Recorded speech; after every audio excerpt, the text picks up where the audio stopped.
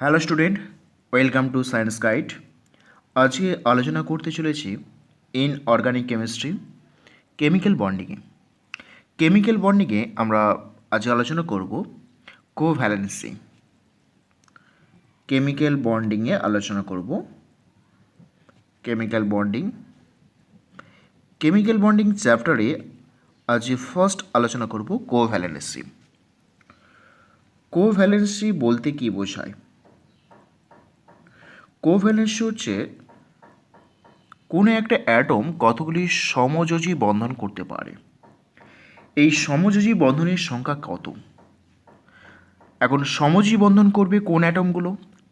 P ব্লকের অ্যাটমগুলি সমযোজী বন্ধন করবে। তাহলে পি ব্লক এলিমেন্ট, বিশেষ করে নন মেটাল অর্থাৎ অধাতুগুলি সমযোজী বন্ধন করে। তো এই সমযোজী বন্ধন করবে কতগুলো? তাহলে এক একটা অধাতুগুলি কতগুলি সমযোজী বন্ধন করতে পারে? তো সেটা বুঝবে কী করে? না, কোভ্যালেন্সি আসবে অযুগ্ম ইলেকট্রন সংখ্যা। অযুগ্ম ইলেকট্রন সংখ্যা একটা অ্যাটম যতগুলো অযুগ্ম ইলেকট্রন সংখ্যা করতে পারবে ঠিক ততগুলি ভ্যালেন্সি করতে পারবে, অর্থাৎ সমযোজী বন্ধন করতে থাকবে। তাহলে অযুগ্ম ইলেকট্রন সংখ্যাই হবে সমযোজী বন্ধনের সংখ্যা। সমযোজী বন্ধনের সংখ্যা রাইট। তাহলে আমরা এখন পি ব্লকের অ্যাটমগুলো দেখব। প্রথমত ফার্স্টে দেখব আমরা বোরন অ্যাটম। বোরন অ্যাটমের বাইরে কক্ষে ইলেকট্রনিক কনফিগারেশন 2s2 2p1 এইরকম ইলেকট্রন কনফিগারেশন থাকে। তাহলে এসে দেখো দুটি ইলেকট্রন আছে আর পি এ একটি ইলেকট্রন থাকে। পি সাবসেলের মধ্যে তিনটি কক্ষক রয়েছে, তিনটি অরবিটাল, তার মধ্যে একটি অরবিটালে 1 ইলেকট্রন থাকে। তো এই অবস্থায় বোরনের একটি অযুগ্ম ইলেকট্রন, অর্থাৎ বোরনের এই অবস্থায় কোভ্যালেন্সি ইজ ইকুয়াল টু 1। এই অবস্থায় covalency is equal to 1। S থেকে ইলেকট্রন ট্রান্সফর্ম হয়ে পিতে চলে আসতে পারে, অর্থাৎ 2s থেকে ইলেকট্রন পিতে স্থানান্তর করতে পারে। তাহলে 2s থেকে ইলেকট্রন পিতে যখন স্থানান্তর ঘটবে তখন দেখো কি হবে ইলেকট্রনিক কনফিগারেশন। তখন দেখব এসে 1 ইলেকট্রন, একটা ইলেকট্রন থাকলো, আর একটা ইলেকট্রন এই পিতে স্থানান্তর করলো। তাহলে পি একটা ইলেকট্রন আর এই একটা ইলেকট্রন, এই ইলেকট্রনটা ছিল আর এই ইলেকট্রন স্থানান্তর হয়ে এখানে এলো। তাহলে এখন অযুগ্ম ইলেকট্রন সংখ্যা 3। তাহলে এখন হলো ভ্যালেন্সি 3। অর্থাৎ এখান থেকে বোঝা গেল যে বোরন অ্যাটম ভ্যালেন্সি দুটো করতে পারে, হয় একটি সমযোজী বন্ধন অথবা 3টি সমযোজী বন্ধন। তো বোরন অ্যাটমের ক্ষেত্রে ম্যাক্সিমাম কোভ্যালেন্সি 3 দেখা যায়, অর্থাৎ বোরন যত কোভ্যালেন্ট বন্ড করবে সবগুলি কিন্তু 3 কোভ্যালেন্ট বন্ড। যেমন ধরো কিছু এক্সাম্পল দেখাচ্ছি, যে বোরন ট্রাইফ্লুরাইড BF3 বা BCl3 এই সমস্তগুলি প্রত্যেকটাই কিন্তু কোভ্যালেন্ট থাকে। অর্থাৎ বোরনের সঙ্গে দেখো 3টে বন্ড করেছে Cl অ্যাটম, 3টে বন্ড করবে, অর্থাৎ 1 2 3। নেক্সট তারপরে আমরা যাব যে কার্বনের ক্ষেত্রে ইলেকট্রনিক কনফিগারেশন 2s2 2p2 এইরকম ইলেকট্রনিক কনফিগারেশন থাকে। তাহলে এসে দুটো ইলেকট্রন রয়েছে, 2 ইলেকট্রন, আর পিতে দুটি ইলেকট্রন থাকে। পিতে দুটো ইলেকট্রন 1 and 2। তাহলে এই অবস্থায় কার্বনের কোভ্যালেন্সি ইজ ইকুয়াল টু 2। এই অবস্থায় কার্বনের কোভ্যালেন্সি ইজ ইকুয়াল টু 2। তাহলে কার্বন দেখো যেহেতু একটা অরবিটাল ফাঁকা রয়েছে তাহলে এস ইলেকট্রনগুলি পিতে স্থানান্তর করতে পারে, যাতে করে অযুগ্ম ইলেকট্রনের সংখ্যা বৃদ্ধি পায়। তাহলে এখান থেকে ইলেকট্রন এই পি কক্ষকে স্থানান্তর করতে পারে। যখন স্থানান্তর করবে তখন আমরা দেখব যে এসে 1 ইলেকট্রন এবং পি এ 3টি অযুগ্ম ইলেকট্রন থাকে। 3টি অযুগ্ম ইলেকট্রন। এই অবস্থায় 4টি বন্ড করতে পারবে, অর্থাৎ কার্বন ম্যাক্সিমাম বন্ড করতে পারবে 4। যেমন কার্বন ম্যাক্সিমাম বন্ড করতে পারবে 4, তাহলে কার্বনের সংখ্যা CH4, অর্থাৎ কার্বনের সঙ্গে হাইড্রোজেন 4টে আছে, তার মানে হাইড্রোজেন, প্রত্যেকটা হাইড্রোজেন সমযোজী বন্ধনে আবদ্ধ হয়ে থাকে। যেমন CCl4 কার্বন টেট্রাক্লোরাইড, তাহলে এখানে কার্বনের সঙ্গে 4টে Cl থাকবে, 4টে Cl থাকবে এইরকম। তো কার্বন টেট্রাক্লোরাইড, তাহলে এখানে কার্বনে ম্যাক্সিমাম ব্যালেন্সে থাকে 4। এবার আসি নাইট্রোজেন অ্যাটমের ক্ষেত্রে। নাইট্রোজেন অ্যাটমের ক্ষেত্রে ইলেকট্রনিক কনফিগারেশন দেখো 2s2 2p3 ইলেকট্রনিক কনফিগারেশন। এসে দুটি ইলেকট্রন আছে, দুটি ইলেকট্রন পেয়ার অবস্থায় রয়েছে in 2s orbital and 3 electron, প্রত্যেকটা electron singly occupied in is orbital. প্রত্যেকটা অরবিটালে একটি করে ইলেকট্রন অকুপাই করে। তাহলে যেহেতু পি উপকে কোনো অরবিটাল ফাঁকা নেই, তাহলে এস থেকে ইলেকট্রন স্থানান্তর করতে পারবে না। তাহলে এই অবস্থায় এদের ভ্যালেন্সি দাঁড়ায় S=3। তার কারণ 3টি অযুগ্ম ইলেকট্রন রয়েছে, অর্থাৎ নাইট্রোজেন 3 ভ্যালেন্সি দেখাবে। তাহলে কোভ্যালেন্সি S=3, যেমন ধরো NH3, যেমন ধরো NF3, এই সমস্ত মলিকুল এক্সাম্পল পাওয়া যায়। অর্থাৎ নাইট্রোজেনের সঙ্গে আমরা দেখব 3টি হাইড্রোজেন কোভ্যালেন্ট বন্ডের মাধ্যমে যুক্ত থাকবে নাইট্রোজেনের সঙ্গে, বা নাইট্রোজেনের সঙ্গে 3টি ফ্লোরিন অ্যাটম কোভ্যালেন্ট বন্ডের মাধ্যমে যুক্ত থাকবে। তাহলে এই রকম দেখা যায় কোভ্যালেন্সি। অক্সিজেন অ্যাটমের ক্ষেত্রে আমরা দেখব যে 2s2 2p4 এই রকম ইলেকট্রনিক কনফিগারেশন থাকে। তাহলে দেখো এসে দুটি ইলেকট্রন আছে আর পিএতে 4টি ইলেকট্রন থাকে, পিএতে 4টি ইলেকট্রন থাকে।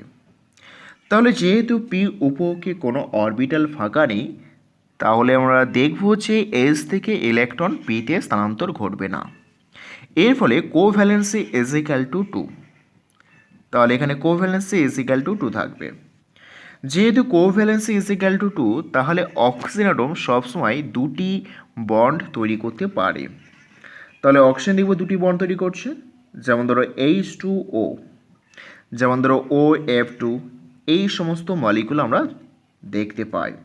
অর্থাৎ অক্সিজেনের সঙ্গে দুটি হাইড্রোজেন দুটি বন্ড তৈরি করছে, বা ফ্লোরিন এইরকম বন্ড তৈরি করছে, রাইট। তো অক্সিজেন যেহেতু কোনো অরবিটাল ফাঁকা নেই, তাহলে আনপেয়ার বা অযুগ্ম ইলেকট্রন সংখ্যা বৃদ্ধি করতে পারবে না। এবার দেখা যাক ফ্লোরিনের ক্ষেত্রে। ফ্লোরিনের ক্ষেত্রে কত হবে? দেখো ফ্লোরিনের ক্ষেত্রে 2s2 2p5 ইলেকট্রনিক কনফিগারেশন। এসে ইলেকট্রন দুটি পেয়ার অবস্থা থাকে এবং পিএ 5 ইলেকট্রন আছে, 5 ইলেকট্রন, প্রতিটা অরবিটালে 2 ইলেকট্রন পেয়ার আর 1 ইলেকট্রন থাকে, এই রকম অবস্থায় রয়েছে। তো এইখানে অযুগ্ম ইলেকট্রন সংখ্যা 1, যেহেতু অযুগ্ম ইলেকট্রন সংখ্যা 1, তাহলে আনপেয়ার ইলেকট্রন সংখ্যা 1 থাকার জন্য ভ্যালেন্সি 1 হবে। তাহলে দেখব ফ্লোরিন সবসময় 1 ভ্যালেন্সি করবে, অর্থাৎ সমযোজী বন্ধন একটাই করবে। তাহলে দেখব ফ্লোরিনের সঙ্গে হাইড্রোজেন যুক্ত আছে, বা ধরো এফের সঙ্গে Cl যুক্ত আছে, বা এফের সঙ্গে এফ যুক্ত আছে। তাহলে ফ্লোরিন, প্রত্যেকটা ফ্লোরিন 1 ভ্যালেন্সি তৈরি করবে। তাহলে এই হলো সেকেন্ড পিরিয়ড পি ব্লকের এলিমেন্ট অর্থাৎ নন মেটালের ক্ষেত্রে তার ভ্যালেন্সি আলোচনা করলাম। এবার থার্ড পিরিয়ডটা দেখব।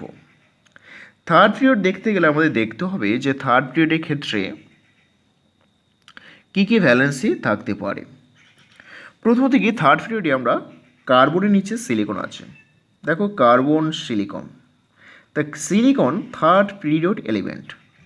যখনই থার্ড পিরিয়ড এলিমেন্ট আসছে, কার্বনে electron configuration 2s2 2p2, similar way সিলিকনে ইলেকট্রন কনফিগারেশন 3s2 3p2, কিন্তু 3s2 3p2 থাকলেও তার সঙ্গে 3d0 আছে, অর্থাৎ থার্ড পিরিয়ডে ডি অরবিটাল অ্যাপিয়ার হয় এবং সেই ডি অরবিটাল কমপ্লিটলিভাবে ভ্যাকেন্ট থাকে।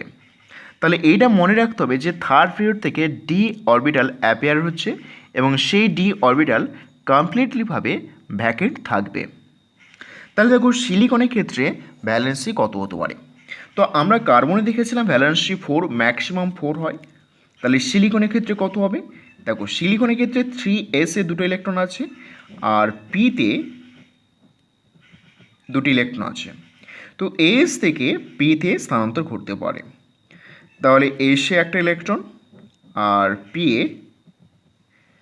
পিএ একটা ইলেকট্রন। তাহলে মোট ইলেকট্রন হয়ে গেল 4, that is covalency is equal to 4। আর এখানে যে ডি অরবিটাল রয়েছে, ডি অরবিটাল সম্পূর্ণভাবে ফাঁকা রয়েছে বা এখানে ইউজ করা হচ্ছে না, অর্থাৎ ডি অরবিটাল ফাঁকা রয়েছে। তাহলে এখানে maximum covalency is equal to 4, অর্থাৎ কার্বনের যেমনটি কোভ্যালেন্সি ছিল সিলিকনের ক্ষেত্রে কোভ্যালেন্সি একই রকম রয়েছে। তাহলে আমরা দেখবো যে সিলিকনের একই রকম কার্বনের বন্ড তৈরি করতে পারবে, সিলিকনের সঙ্গে 4টি হাইড্রোজেন যুক্ত হতে পারবে, একই রকমভাবে সিলিকনের সঙ্গে 4টে সিএল যুক্ত হতে পারবে, একই রকমভাবে সিলিকনের সঙ্গে 4টি ফ্লোরিন যুক্ত হতে পারবে, তাহলে এই সমস্তগুলো কিন্তু আমরা দেখতে পাই, অর্থাৎ সিলিকন 4টে কোভ্যালেন্সি বন্ডের মাধ্যমে কম্পাউন্ড তৈরি করবে। এবার আসি নাইট্রোজেন, তার নিচে নিশ্চয়ই ফসফরাস রয়েছে, অর্থাৎ নাইট্রোজেনে ইলেকট্রন কনফিগারেশন দেখেছিলাম 2s2 2p3 ইলেকট্রনিক কনফিগারেশন। তো এবার দেখব আমরা ফসফরাসের ক্ষেত্রে কত হবে। ফসফরাসের ক্ষেত্রে 3s2 3p3 ইলেকট্রন কনফিগারেশন, তার সঙ্গে 3d0 আছে। তাহলে এখানে যেহেতু ডি অরবিটাল উপস্থিত বা অ্যাপিয়ার করছে ইন থার্ড পিরিয়ড এলিমেন্টের ক্ষেত্রে, তাহলে এই ডি অরবিটাল ইউজ করতে পারে ফর বন্ডিংয়ের জন্য ডি অরবিটাল কিন্তু ইউজ করতে পারে বা ব্যবহার করতে পারে। 3s এ 2 ইলেকট্রন আছে ইন পেয়ার, অর্থাৎ পেয়ার অবস্থা রয়েছে। পিতে 3 ইলেকট্রন আছে আনপেয়ার, প্রত্যেকটা ইলেকট্রন সিঙ্গেল অবস্থায় রয়েছে। এবং ডি উপকক্ষে 5টি কক্ষক রয়েছে, 5টি কক্ষক এই অবস্থায় সম্পূর্ণরূপে ফাঁকা। যেহেতু সম্পূর্ণরূপে ফাঁকা রয়েছে বা কমপ্লিটলি ভ্যাকেন্ট রয়েছে, তাহলে এস থেকে ইলেকট্রন ট্রান্সফার হতে পারে ডিতে। তাহলে এখান থেকে ইলেকট্রন ট্রান্সফার হতে এখানে। তাহলে যদি হয় তাহলে আমরা দেখব যে এসে 1 ইলেকট্রন থেকে গেল আর পিএতে 3টে ইলেকট্রন থাকলো আর ডিএতে 1 ইলেকট্রন থাকলো। তাহলে এখানে নাম্বার অফ আনপেয়ার ইলেকট্রন হয়ে গেল 5। তাহলে নাম্বার অফ আনপেয়ার ইলেকট্রন 5 মানে কোভ্যালেন্সি, অর্থাৎ covalent bond valency is equal to 5, 5টা বন্ড তৈরি করতে পারবে। কিন্তু নাইট্রোজেন 5টা বন্ড তৈরি করতে পারছিল না, তার কারণ এখানে কোনো ডি অরবিটাল ছিল না। কিন্তু ফসফরাস পারবে 5টা বন্ড তৈরি করতে, তার কারণ ফসফরাসের ক্ষেত্রে 3d অরবিটাল রয়েছে এবং সেটা কমপ্লিটলিভাবে ফাঁকা। তাহলে ফসফরাস এখানে কোভ্যালেন্সি 3 করতে পারবে, কারণ এই অবস্থায় 3টে অযুগ্ম ইলেকট্রন আছে, আবার 5ও করতে পারে, কারণ এই অবস্থায় অযুগ্ম ইলেকট্রন সংখ্যা 5 আছে। তো এই কারণে দেখব যে ফসফরাসে যে সমস্ত কম্পাউন্ড পাওয়া যায় 5টা বন্ড অথবা 3টে বন্ডে, যেমন ধরো ফসফিন PH3, তাহলে ফসফিনের ক্ষেত্রে আমরা দেখব ফসফরাসের সঙ্গে 3টি হাইড্রোজেন যুক্ত আছে, এইরকম যুক্ত আছে, দ্যাট ইজ ফসফিন। আবার এটাও দেখতে পাওয়া যায় ফসফরাস পেন্টাক্লোরাইড। এখানে দেখব যে ফসফরাস পেন্টাক্লোরাইডের ক্ষেত্রে 5টা বন্ড রয়েছে, ঠিক এইরকম বন্ড 5টা রয়েছে, ফসফরাস পেন্টাক্লোরাইড। তাহলে ফসফরাস 3 বন্ড, কোভালেন্ট বন্ড এবং 5 বন্ড করতে পারে, কিন্তু nitrogen only 3 bond 3 covalent bond তৈরি করতে পারবে। তারপর আসা যাক অক্সিজেন, তার নিচে সালফার রয়েছে। তাহলে অক্সিজেনের ক্ষেত্রে আমরা দেখেছিলাম 2s2 2p4 ইলেকট্রন কনফিগারেশন, আর এখানে দেখেছিলাম 2s2 2p4 ইলেকট্রন কনফিগারেশনে অক্সিজেনে maximum covalency is equal to 2, অথবা max covalency is equal to 2 দেখেছিলাম। তো সালফারের ক্ষেত্রে আমরা কি দেখব? সালফারের ক্ষেত্রে 3s2 3p4 অ্যান্ড 3d0। তাহলে এখানে দেখব এসে ইলেকট্রন রয়েছে 3s ইলেকট্রন, আর পিতে 4 ইলেকট্রন রয়েছে, 4 ইলেকট্রন রয়েছে, এবং ডি অরবিটালে ডি যে সাবসেল রয়েছে প্রত্যেকটা অরবিটাল ফাঁকা রয়েছে। তাহলে এখন এই পি থেকে ইলেকট্রন ট্রান্সফার হতে হয় ডিতে। তাহলে যদি পি থেকে ইলেকট্রন ট্রান্সফার হতে হয় ডিতে, তাহলে কোভ্যালেন্সি কত হবে? দেখো কোভ্যালেন্সি কত হতে পারে আমরা দেখব। কোভ্যালেন্স এখানে 4 হতে পারে। দেখো 4টি অচুম্বক ইলেকট্রন আছে, তাহলে এস ইকুয়াল টু 4, আর এখানে ছিল 2। আবার যেহেতু ফাঁকা অরবিটাল আছে, তাহলে এস থেকে ইলেকট্রন ডিতে স্থানান্তর ঘটতে পারে। যদি এস থেকে ইলেকট্রন ডিতে স্থানান্তর ঘটে, তাহলে কোভ্যালেন্সি কত হবে? যদি এস থেকে ডিতে স্থানান্তর ঘটে, তাহলে কোভ্যালেন্সি কত হবে? তাহলে দেখো এখানে কোভ্যালেন্সি ইজ ইকুয়াল টু 6 হয়ে যায়। তার মানে সালফার 3 ধরনের কম্পাউন্ড তৈরি করতে পারে, যার মধ্যে 2টো ভ্যালেন্সি থাকতে পারে, 4টে ভ্যালেন্সি থাকতে পারে, আর 6 ভ্যালেন্সি থাকতে পারে। যেমন ধরো হাইড্রোজেন সালফাইড H2S, এখানে সালফারের সঙ্গে 2টি বন্ড রয়েছে, তারপর এখানে 2 ভ্যালেন্সি যখন তৈরি করছে তখন এই অবস্থায় রয়েছে। আবার ধরো 4টি বন্ড, যেমন সালফার ডাইঅক্সাইড SO2, অর্থাৎ সালফারের সঙ্গে 4টে বন্ড রয়েছে। দেখো প্রতিটা অক্সিজেন 2টো করে বন্ড করছে, 1 বন্ড অ্যান্ড 2 বন্ড। তাহলে এখানে দেখবো কোভ্যালেন্সি ইজ ইকুয়াল টু 4। আবার ধরো সালফার ট্রাইঅক্সাইডের ক্ষেত্রে প্রতিটা অক্সিজেন দেখো 2টো করে বন্ড করছে, তাহলে 2টো করে বন্ড করলে মোট বন্ডের সংখ্যা হয়ে যাচ্ছে 6। তাহলে দেখো যে সালফারের যে কোনো কম্পাউন্ড যখন পাবো, আমরা এই ধরনের কম্পাউন্ড পাবো, যে 2, 4, 6 ভ্যালেন্সিযুক্ত কম্পাউন্ডগুলো পাবো। এরপর আমরা দেখব যে ফ্লুরিন, তার ঠিক নিচে ক্লোরিন রয়েছে। ফ্লুরিনের electronic configuration 2s2 2p5 electronic configuration. ক্লোরিনের ক্ষেত্রে 3s2 3p5 ইলেকট্রনিক কনফিগারেশন রয়েছে, তার সঙ্গে সঙ্গে 3d0 এইরকম ইলেকট্রনিক কনফিগারেশন রয়েছে। তাহলে এসে আমরা দেখব যে 2 ইলেকট্রন রয়েছে, আর পি সাবসেলের মধ্যে যে 3টি কক্ষ রয়েছে, 3টি অরবিটালে এই ইলেকট্রন রয়েছে, অ্যান্ড ডি অরবিটাল কমপ্লিটলিভাবে ভ্যাকেন্ট রয়েছে, রাইট? ভ্যাকেন্ট রয়েছে। তাহলে এইরকম অবস্থায় রয়েছে। এবার যেহেতু ডি ইজ ভ্যাকেন্ট, তাহলে electron from P3p to 3d transfer হতে পারে, 3p থেকে 3d ট্রান্সফার হতে পারে।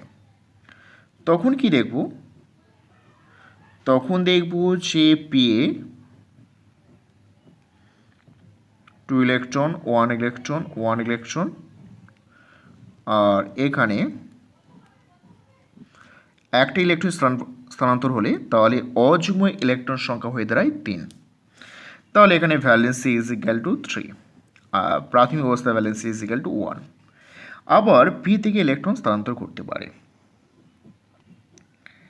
তাহলে পি থেকে যদি ইলেকট্রন স্থানান্তর ঘটে, তো আমরা কি দেখব? পি থেকে ইলেকট্রন স্থানান্তর যদি ঘটে, তাহলে দেখব আমরা অযুগ্ম ইলেকট্রনের সংখ্যা ইজ ইকুয়াল টু 5, 5টা দেখতে পাওয়া যায়। এবার এস থেকে ইলেকট্রন স্থানান্তর করতে পারি, কারণ ভ্যাকেন্ট অরবিটাল রয়েছে। তাহলে এসে 1 electron and PA 3 electron and DA also 3 electron, 1, 2 and 3। তাহলে এই অবস্থায় অযুগ্ম ইলেকট্রন সংখ্যা 7। তার মানে Cl অ্যাটম 1, 3, 5, 7 এই 4 প্রকার ভ্যালেন্সিযুক্ত কম্পাউন্ড তৈরি করতে পারে। যেমন আমরা দেখব যে ওয়ান ভ্যালেন্সি হাইড্রোজেনের সঙ্গে সেল করছে one valency, that is one bond তৈরি করছে। থ্রি ভ্যালেন্সি আমাদের দেখতে পাওয়া যায়, অথবা সিলিকনে ক্লোরিনের সঙ্গে তিনটে বন্ড থাকবে, যেমন ধর ক্লোরিনের সঙ্গে তিনটে ClF3 রয়েছে, অর্থাৎ Cl এর সঙ্গে তিনটে রয়েছে বন্ড রয়েছে, এরকম দেখতে পাওয়া যায়। আমরা দেখব তিনটে বন্ড রয়েছে, fluorine bond fluorine bond fluorine. পাঁচটা পাওয়া যায় Cl এর সঙ্গে, ধরো পাঁচটা F5, রাইট, F5 পাওয়া যাবে। যেমন ধরো Cl এর সঙ্গে যে F5 যদি পাওয়া যায়, তাহলে আমরা দেখব যে এই Cl অ্যাটম রয়েছে, ফ্লোরিন ফ্লোরিন ফ্লোরিন রয়েছে, ফ্লোরিন রয়েছে অ্যান্ড ফ্লোরিন, এরকম পাঁচটা বন্ড তৈরি করতে পারি। বা ধরো সাতটা তৈরি করছে HClO4, এরকম সাতটা বন্ড তৈরি করতে পারি। যেমন ধরো Cl অ্যাটমের সঙ্গে double bond oxygen, double bond oxygen, double bond oxygen and সেল, OH, সেলের সঙ্গে OH আছে। তাহলে এখানে কিন্তু সাতটা বন্ড রয়েছে। তাহলে এই রকমভাবে সেল যে সমস্ত কম্পাউন্ড তৈরি করবে তাদের কিন্তু বন্ধনের সংখ্যা 1, 3, 5 অ্যান্ড 7, কখনোই 4 হবে না, কখনোই 6 হবে না, কখনোই 2 হবে না। এই সমস্ত বন্ড যুক্ত কম্পাউন্ড তৈরি করতে পারবে না, মানে 2, 4, 6 পারবে না। তাহলে আমরা দেখলাম যে যদি ডি অরবিটাল থাকে তাহলে কিন্তু তাদের ইলেকট্রন অযুগ্ম ইলেকট্রন সংখ্যা এক্সপান্ড হতে পারে বা এক্সটেন্ড করতে পারে। সেক্ষেত্রে কোভ্যালেন্সি 1, 3, 5 আসছে ক্লোরিনের ক্ষেত্রে, আমরা দেখছিলাম সালফারের ক্ষেত্রে দেখেছিলাম 2, 4, 6 আসছিল, নাইট্রোজেন ক্ষেত্রে যেমন 3 আসছিল, ফসফরাস ক্ষেত্রে 3 and 5 আসছিল। অর্থাৎ এই কোভ্যালেন্সি ধীরে ধীরে ইনক্রিজ করবে in presence of D orbital. D orbital completely vacant থাকার জন্য ইলেকট্রনের অযুগ্ম ইলেকট্রন সংখ্যা বৃদ্ধি পায়, আর বৃদ্ধি পাওয়ার ফলে এদের কোভ্যালেন্সি কিন্তু বৃদ্ধি পাচ্ছে। তাই এরপরে আমরা দেখব থার্ড থেকে ফোর্থ পিরিয়ড থেকে যেহেতু ডি অরবিটাল রয়েছে তাহলে কিন্তু এদের মতোই কিন্তু কোভ্যালেন্সি দেখা যাবে। মানে ফ্লোরিন যেমনটি দেখেছিল, ক্লোরিনের পর থেকে ক্লোরিন, ব্রোমিন, আয়োডিন এদের ক্ষেত্রে প্রত্যেকটাই 1, 3, 5 এবং 7 ভ্যালেন্সি দেখাবে। কারণ এই ক্লোরিনের পর থেকে প্রত্যেকে কিন্তু অরবিটাল অর্থাৎ ডি অরবিটাল ফাঁকা থাকে, আর এই ডি অরবিটাল ফাঁকা থাকার জন্য এদের ভ্যালেন্সি 1, 3, 5, 7 দেখা যায়। এরপরে আমরা পড়ব Lewis dot structure. According to Lewis theory, প্রত্যেকটা সেন্ট্রাল অ্যাটম বা কেন্দ্রীয় পরমাণু বাইরের কক্ষে 8টা ইলেকট্রন করতে চায়। কারণ 8টা ইলেকট্রন যদি করা হয় তাহলে নোবেল গ্যাস ইলেকট্রনিক কনফিগারেশন আনবে, আর নোবেল গ্যাস ইলেকট্রনিক কনফিগারেশন থাকার ফলে ওই ইলেকট্রন কনফিগারেশনটা স্টেবল হবে এবং মলিকুলার স্টেবিলিটি পাবে। তাহলে আমরা যখনই কোনো লুইস ডট স্ট্রাকচার আঁকবো তখন আমরা দেখব সেন্ট্রাল অ্যাটমে 8 ইলেকট্রন করব এবং তার সঙ্গে সঙ্গে সমস্ত অ্যাটমগুলি বাইরে কক্ষে 8টা ইলেকট্রন করব। তাহলে লুইস ডট স্ট্রাকচারে আমরা দেখব অক্টেট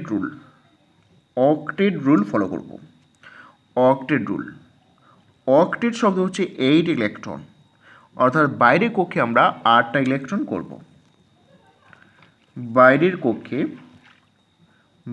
কক্ষে 8 ইলেকট্রন, আউটার মোস্ট সেলে 8 ইলেকট্রন থাকবে। তো 8 ইলেকট্রন যদি থাকে তাহলে স্টেবল হবে। তো কিভাবে করব, তাহলে একটা এক্সাম্পল দিয়ে বোঝানো যাক। ধরো সবচেয়ে সহজ একটা এক্সাম্পল কার্বন ডাইঅক্সাইড। তাহলে এখানে প্রথমে তোমাকে সিলেক্ট করতে হবে যে এই কার্বন ডাইঅক্সাইড মলিকুলের মধ্যে সেন্ট্রাল অ্যাটমকে অর্থাৎ কেন্দ্রীয় পরমাণুকে কে কেন্দ্রে থাকবে। তো কেন্দ্রীয় পরমাণু আমরা সাধারণত নির্বাচন করব less electronegative and atomic size high. তাহলে সেন্ট্রাল অ্যাটম বা কেন্দ্রীয়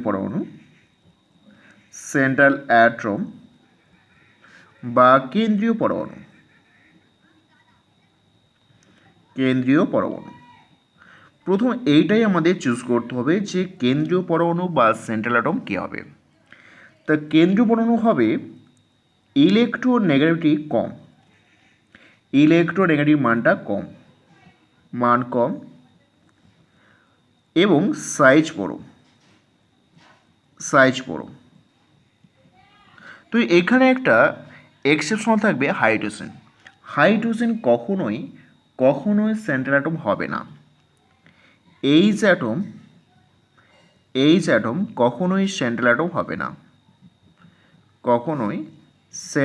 হবে না, তার কারণ সাইজটা ছোট, অ্যাটম হবে না। নেভার বি সেন্ট্রাল অ্যাটম, কখনোই সেন্ট্রাল অ্যাটম হবে না কারণ সাইজ ছোট। তারপরে সেন্ট্রাল অ্যাটমকে কেন্দ্র করে বাকি যে অ্যাটমগুলি রয়েছে সেগুলোকে অ্যারেঞ্জমেন্ট করতে হবে। যেমন এখানে হচ্ছে কার্বন রয়েছে, কার্বন অক্সিজেন, তাহলে কার্বন অক্সিজেনের মধ্যে লোয়েস্ট ইলেকট্রোনেগেটিভ কার্বন, মানে যে কোনো পিরিয়ডিক ক্ষেত্রে ভাবলে এটাই দাঁড়ায় যে কার্বন, নাইট্রোজেন, অক্সিজেন, ফ্লোরিন, তাহলে এদের সেন্ট্রাল অ্যাটম হওয়ার প্রবণতা কার্বন বেশি থাকবে, তারপরে নাইট্রোজেন, তারপরে অক্সিজেন, তারপরে ফ্লোরিন। বা যদি আমরা একই গ্রুপের কথা ভাবি, ফ্লোরিন, ক্লোরিন, ব্রোমিন, আয়োডিন, তাহলে যেহেতু উপর থেকে নিচে সাইজটা বড় হচ্ছে, তার সঙ্গে সঙ্গে ইলেকট্রোনেগেটিভ মানটাও কমে যাচ্ছে, তাহলে সেন্ট্রাল অ্যাটম হওয়ার প্রবণতা বেশি হবে বিআর, বিআর, তারপরে সিএল, তারপরে ফ্লোরিন। যদি আমি অক্সিজেন, সালফার, এই সেলেনিয়াম কথা ভাবি, তাহলে সেলেনিয়াম বেশি সেন্ট্রাল অ্যাটম হওয়ার প্রবণতা রয়েছে, তারপরে সালফার, তারপরে অক্সিজেন, এইভাবে। অর্থাৎ যে অ্যাটমটি ইলেকট্রনিক মান কম হবে এবং সাইজ বড় হবে সেই সমস্ত অ্যাটমগুলি কেন্দ্র পরমাণু হবে, আর ওই কেন্দ্র পরমাণুকে কেন্দ্র করে অন্যান্য অ্যাটমগুলো অ্যারেঞ্জমেন্ট হবে। তাহলে বাকি যে অ্যাটম থাকবে, বাকি অ্যাটমগুলি কেন্দ্রীয় পরমাণুকে কেন্দ্র করে সাজাতে হবে, কেমন? বাকি যে অ্যাটম আছে সেই অ্যাটমগুলি কেন্দ্রীয় পরমাণুকে কেন্দ্র করে সাজাতে হবে।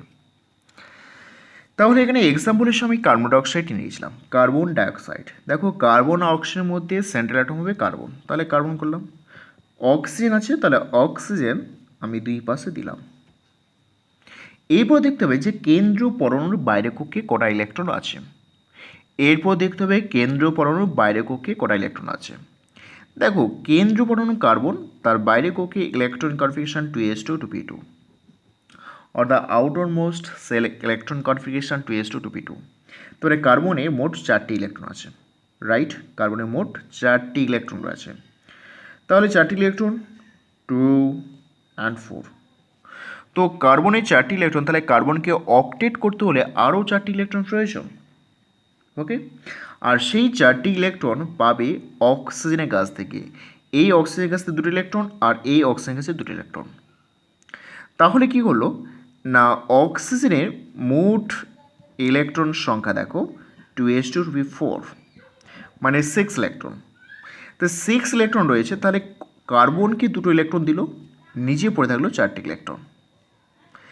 কার্বনকে 2টো ইলেকট্রন দিল আর নিচে পড়ে থাকলো 4টি ইলেকট্রন।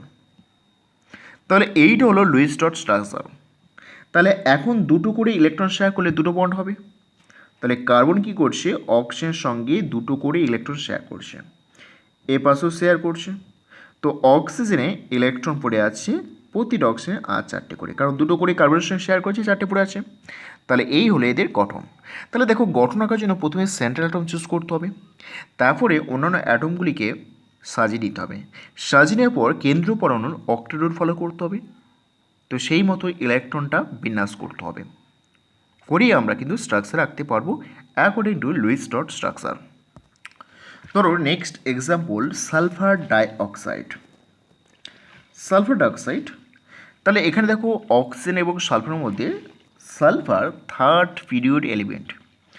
স্বাভাবিকভাবে sulphur is bigger size and less electronegative than oxygen atom. তো সালফার তাহলে কেন্দ্রীয় পরমাণু হবে। সালফারের সঙ্গে 2টো অক্সিজেন আছে, তাহলে 1 অক্সিজেন অ্যান্ড 2 অক্সিজেন। সালফারের ইলেকট্রন কনফিগারেশন দেখে নিই, 3s2 অ্যান্ড 3p4। তাহলে সালফারে মোট বাইরে কক্ষে 6 ইলেকট্রন রয়েছে, আর 6 ইলেকট্রন যদি থাকে তাহলে সালফার মোটে আর 2টো ইলেকট্রন প্রয়োজন। তাহলে সালফার যদি দুটো ইলেকট্রন প্রয়োজন তখন কি হবে? তাহলে সালফারে মোট 6 ইলেকট্রন আছে, 2 electron, 4 electron and 6 electron. Oxygen electron configuration 2s2 2p4। এখানেও দেখো অক্সিজেনের ক্ষেত্রে মোট আর ইলেকট্রন প্রয়োজন দুটো, তাহলে প্রত্যেকটাই এখানে দুটো করে প্রয়োজন। যদি এখানে ইলেকট্রন শেয়ার করা হতো তাহলে অক্সিজেন দুটো শেয়ার করতো, এই অক্সিজেন দুটো শেয়ার করতো, তাহলে এখানে সালফারে মোট 6 ইলেকট্রন ছিল, অক্সিজেন দুটো শেয়ার করলে মোট 8 হয়ে যেত, আবার এই অক্সিজেন শেয়ার করলে মোট 10 হয়ে যেত। কিন্তু অক্টেট রুল ভায়োলেট হয়ে যেত, অর্থাৎ ভায়োলেশন ঘটতো, তাহলে সেরকমটি হবে না। অক্টেট কী করে করা যায়? তাহলে অক্টেট করতে হবে, আমরা কিভাবে অক্টেট করব এখানে? তো সালফারের সঙ্গে কী করে বন্ড করলে এটা অক্টেট হবে? তাহলে দেখো বন্ড করব আমরা এইভাবে যে একটা অক্সিজেন অ্যাটমের সঙ্গে আমরা ইলেকট্রন দুটো শেয়ার করলাম, রাইট? ইলেকট্রন দুটো শেয়ার করলাম, তাহলে শেয়ার করলে এখানে সালফার কি হলো 8টা ইলেকট্রন হয়ে গেলো এবং অক্সিজেনও 8টা ইলেকট্রন হয়ে গেলো। দেখো সালফার 8টা ইলেকট্রন, অক্সিজেন 8টা ইলেকট্রন। তাহলে যখনই 8টা ইলেকট্রন হয়ে গেছে তখন কিন্তু আর ইলেকট্রন শেয়ার করা যাবে না, কারণ অক্টেট রুলটা ভায়োলেশন ঘটবে। এর ফলে কী হয় না, অক্সিজেন 8টা করতে চাইবে, তাহলে অক্সিজেন 8টা করতে চাইলে তাহলে দুটো ইলেকট্রন কোঅর্ডিনেট করে দেবো, অর্থাৎ সালফার দুটো ইলেকট্রন কোঅর্ডিনেট করবে একটা অক্সিজেনকে। তাহলে কি দাঁড়ালো সালফার একটা অক্সিজেনের সঙ্গে ডাবল বন্ড তৈরি করবে, দুটো ইলেকট্রন শেয়ার করেছে, আর এই ক্ষেত্রে 2 ইলেকট্রন পড়ে থাকবে। আর একটা অক্সিজেনের সঙ্গে কোঅর্ডিনেট করবে, কোঅর্ডিনেট করলে দেখব এক্ষেত্রে 6 ইলেকট্রন পড়ে আছে। আর এইসব করার ফলে সালফারে দেখো আরও দুটো ইলেকট্রন বাকি আছে। তাহলে এখানে সালফারের অক্টেট রুল লাভ আছে। তাহলে দেখতে হবে যখনই কেন্দ্র পরমাণু 8টা ইলেকট্রন রয়ে গেছে তখন কিন্তু আর ইলেকট্রন শেয়ার করা যাবে না, কারণ ইলেকট্রন শেয়ার করলেই ইলেকট্রন সংখ্যা বৃদ্ধি পাবে, এক্সিড করে যাবে বিয়ন্ড অক্টেট রুল। তাহলে সেক্ষেত্রে আমরা দেখব যে কোঅর্ডিনেট বন্ডের সাহায্য নেবে, অর্থাৎ দুটো ইলেকট্রন দান করবে। দান করলে এই যে বন্ড রয়েছে এখানে দুটো ইলেকট্রন, আর দুটো ইলেকট্রন দুটো অ্যাটমের কাছেই থাকবে, তাহলে এই অ্যাটমটা অক্সিজেন অ্যাটমটা 8টা হয়ে যাবে, সালফারও 8টা থাকবে। যেমনটি ধরো আমরা সালফিউরিক অ্যাসিড H2SO4, তাহলে H2SO4 কেন্দ্রীয় পরমাণু কী হবে? হাইড্রোজেন বাদ দাও, হাইড্রোজেন কখনোই কেন্দ্রীয় পরমাণু হবে না, আগেই বলা হয়েছে। এবং অক্সিজেন সালফার মধ্যে সালফার কেন্দ্রীয় পরমাণু, এই সালফার আছে। তাহলে এই ধরনের ক্ষেত্রে দেখব প্রতিটা হাইড্রোজেন প্রতিটা হাইড্রক্সি গঠন করে, মানে এটাকে এইভাবে সাজাতে পারো যে সালফার রয়েছে, দুটো হাইড্রোজেন যেহেতু আছে দুটো OH, এই একটা OH, এই একটা OH, আর 4টে অক্সিজেন ছিল, তাহলে দুটো OH হয়ে গেছে, দুটো অক্সিজেন, আর দুটো অক্সিজেন পড়ে আছে এইভাবে। তার মানে সাজালে আমরা এটা পাবো যে দুটো অক্সিজেন অ্যাটম থাকবে আর দুটো OH গ্রুপ থাকবে। যেহেতু OH গ্রুপ তাহলে অক্সিজেন মোট 6 ইলেকট্রন, হাইড্রোজেনে 1 ইলেকট্রন, মানে 7 ইলেকট্রন। অক্সিজেন মোট বাইরে কক্ষে 6 ইলেকট্রন থাকে, হাইড্রোজেন যুক্ত হয়েছে, হাইড্রোজেনে 1 ইলেকট্রন থাকে, তো 7 ইলেকট্রন। এটা 7 ইলেকট্রন, অক্সিজেন 6 ইলেকট্রন, 6 ইলেকট্রন, আর সালফারে দেখলাম 6 ইলেকট্রন আছে, তাহলে সালফার 6 ইলেকট্রন থাকে, এই 6 ইলেকট্রন, এবং এর ক্ষেত্রে 7 ইলেকট্রন থাকে, 7 ইলেকট্রন। তাহলে সালফারকে 8 ইলেকট্রন করতে হলে আর জাস্ট 2 ইলেকট্রন প্রয়োজন। তাহলে প্রথমে দেখব 8টা কীভাবে করা যায়, 8টা কীভাবে করা যায়। তাহলে এই অক্সিজেন অ্যাটম একটা বন্ড শেয়ার করলো, আর এই অক্সিজেন অ্যাটম একটা বন্ড শেয়ার করলো, তা দুটো থেকে গেল। এবার দেখো এই যে OH গ্রুপে একটা ইলেকট্রন শেয়ার করেছে, এর ফলে কী হয় না সালফারের সঙ্গে একটা সিঙ্গেল বন্ড তৈরি হয়, এর ফলে হয় সালফারে 8টা ইলেকট্রন হয়ে যায়। তখনও অক্সিজেনের ক্ষেত্রে 6 ইলেকট্রন থাকে, তাহলে অক্সিজেনকে 8 করতে হবে, সালফার 8 হয়ে গেছে, আর শেয়ার করবে না। যখন এই শেয়ার করবে না তখন কী হয়, দুটো ইলেকট্রন করে কোঅর্ডিনেট করে দেবে। তো আমরা দেখব সালফারের সঙ্গে এই অক্সিজেন কোঅর্ডিনেট করেছে, অক্সিজেন কোঅর্ডিনেট করেছে, এর সঙ্গে OH যুক্ত আছে, আর এর সঙ্গে OH যুক্ত আছে। তাহলে এইটা হচ্ছে এখানে লুইস ডট স্ট্রাকচার। ওকে, ধরো আমরা নেগেটিভ ভাবি ফসফেট। যদি আমরা ফসফেটের কথা ভাবি তখন কী হবে, দেখো এখানে ফসফরাস রয়েছে আর 4টে অক্সিজেন রয়েছে, তাহলে আমরা এইটাকে এইভাবে ভেঙে নেবো, 4টে অক্সিজেন, 3টে নেগেটিভ চার্জ, তাহলে তিনটে নেগেটিভ চার্জ দিয়ে দিই প্রত্যেকটায়। যখনই একটা করে নেগেটিভ চার্জ দেওয়া যাচ্ছে তোমাকে ভাবতে হবে যে অক্সিজেন অ্যাটমে 1 ইলেকট্রন অ্যাড করা হলো। তাহলে বাইরের কক্ষে অক্সিজেন অ্যাটমে 6 ইলেকট্রন ছিল, 1 ইলেকট্রন অ্যাড করা হয়েছে। তাহলে এখানে 7 ইলেকট্রন 7 ইলেকট্রন 7 ইলেকট্রন অ্যান্ড এটা 6 ইলেকট্রন, রাইট? তাহলে প্রতিটা নেগেটিভ চার্জযুক্ত oxygen atom 7 electron and oxygen 6 electron. তাহলে ফসফরাস এখানে কেন্দ্রীয় পরমাণু, কোনো সন্দেহ নেই। 4টে অক্সিজেন আছে, 1 2 3 and 4। This is negative negative and negative. ফসফরাসে দেখো ইলেকট্রন কনফিগারেশন 3s2 3p3 এরকম, অর্থাৎ টোটাল নাম্বার অফ ইলেকট্রন 5। তাহলে 1 electron 2 electron 3 electron and 5 electron. তো এখানে 7 ইলেকট্রন রয়েছে। 7 ইলেকট্রন করলে এই ফসফরাসের 5টি ইলেকট্রন আছে, তার 3টে ইলেকট্রন পাবে। তাহলে প্রত্যেকটা 7 থেকে একটা ইলেকট্রন নিল, 7 থেকে একটা ইলেকট্রন নিল, একটা ইলেকট্রন নিল, আর এখানে 6 ইলেকট্রন থেকে গেল। প্রতিটা অক্সিজেন দেখো 6 ইলেকট্রন থেকে গেল, প্রতিটা অক্সিজেন 6 ইলেকট্রন থেকে গেল। তাহলে এখান থেকে যখন এই 3টে ইলেকট্রন নিল, প্রত্যেকটা নেগেটিভ চার্জ থেকে 3টে ইলেকট্রন নিল, তাহলে ফসফরাসে হয়ে গেল 8টা ইলেকট্রন। কিন্তু অক্সিজেনে দেখো 6 ইলেকট্রন আছে। তাহলে এইটাকে অক্টেট পূরণ করার জন্য একটাই সমাধান রয়েছে, কোঅর্ডিনেট করতে হবে, অর্থাৎ ইলেকট্রন ফসফরাস থেকে অক্সিজেন দিকে আসবে। তাহলে আমরা কি দেখব যে এই বন্ডগুলো এখানে কিন্তু একটা কোঅর্ডিনেট বন্ড আসবে, মাইনাস মাইনাস মাইনাস, এইরকম একটা স্ট্রাকচার আসবে। ওকে, ধরো নেক্সট এক্সাম্পল হচ্ছে সালফেট, SO4 2-। তাহলে এইটাকে একটু অ্যাজুম করে নাও, সালফার রয়েছে, 4টি অক্সিজেন অ্যাটম রয়েছে, বাট 2 নেগেটিভ চার্জ, মানে 1 নেগেটিভ 1 নেগেটিভ, এইরকম একটা অবস্থা রয়েছে। তো নেগেটিভ চার্জগুলো 7 ইলেকট্রন 7 ইলেকট্রন 6 6 থাকবে, এরকম থাকবে। তো এখানে সালফার কেন্দ্রীয় পরমাণু বা সেন্ট্রাল অ্যাটম, তো সালফার সেন্ট্রাল থাকলো, this oxygen oxygen oxygen and oxygen. Okay, তাহলে এই দুটো অক্সিজেন নেগেটিভ চার্জ। এখন সালফারের ইলেকট্রন কনফিগারেশন দেখো, 3s2 3p4 ইলেকট্রন কনফিগারেশন। তাহলে বাইরের কক্ষে মোট ইলেকট্রন রয়েছে 6 ইলেকট্রন, রাইট? তা যারা নেগেটিভ চার্জ আছে তারা প্রত্যেকটা হচ্ছে 7 ইলেকট্রন, তাহলে আর একটা ইলেকট্রন করে দান করবে, মানে শেয়ার করবে, অর্থাৎ সালফার এবং অক্সিজেনের মধ্যে শেয়ার করলেই 8 ইলেকট্রন হয়ে যাবে। তাহলে নেগেটিভগুলো 1 ইলেকট্রন শেয়ার করলো আর 6 ইলেকট্রন রয়ে গেল, 1 ইলেকট্রন শেয়ার করলো আর 6 ইলেকট্রন রয়ে গেল, রাইট? তাহলে এবার দেখো যেগুলো নেগেটিভ নেই অক্সিজেন অ্যাটমে, তাদের ক্ষেত্রে 6 ইলেকট্রন আছে। তাই এদের ক্ষেত্রে অক্টেট পূরণ করার জন্য আর 2টো করে ইলেকট্রন প্রয়োজন। এমতো অবস্থায় বা এই অবস্থায় সালফার কী করবে, অক্টেট পূরণ করার জন্য 2টি করে কোঅর্ডিনেট করবে, যাতে করে অক্সিজেন অক্টেট থাকে, সালফারও অক্টেট থাকে। তাহলে এখানে কী দেখবো স্ট্রাকচার না, এই যারা মাইনাস আছে তার সঙ্গে কোভ্যালেন্ট বন্ড করেছে আর অক্সিজেনের সঙ্গে কোঅর্ডিনেট বন্ড করেছে। তাহলে এই রকম স্ট্রাকচার দেখাবে। ধরো কার্বনেট, CO3 2-। তাহলে এখানে কার্বন রয়েছে আর 3টে অক্সিজেন অ্যাটম রয়েছে, এই 3টে অক্সিজেন অ্যাটম, 2টো নেগেটিভ চার্জ। তাহলে এখানে কার্বন লেস ইলেকট্রোনেগেটিভ, কার্বন হবে সেন্ট্রাল অ্যাটম, তো কার্বন রয়েছে আর 3টে অক্সিজেন, 1 অক্সিজেন 1 1।